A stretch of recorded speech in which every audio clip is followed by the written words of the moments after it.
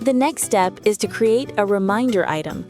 To view and create reminder items, click the Reminder Items link in the left panel. Here, you can see which items have reminders, who they are assigned to, the associated asset, and their expiration dates. To create a new reminder item, click the New Data button. First, select the asset you want to create the reminder for, and then choose the reminder type. We provide many types of reminders, categorized for your convenience, making it easy to define the kind of reminder needed. Next, create a name for the reminder item. Choose a name that is easily memorable or associated with the item.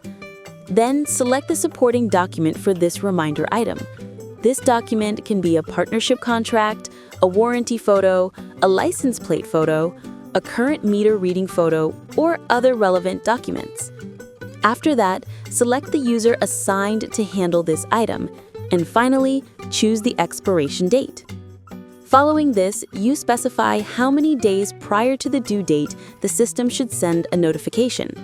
The system will send a notification confirming that this asset will expire, according to the reminder settings you input here.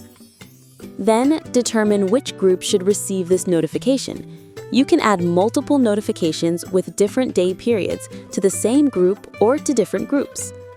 Once finished, click the Create Reminder Item button.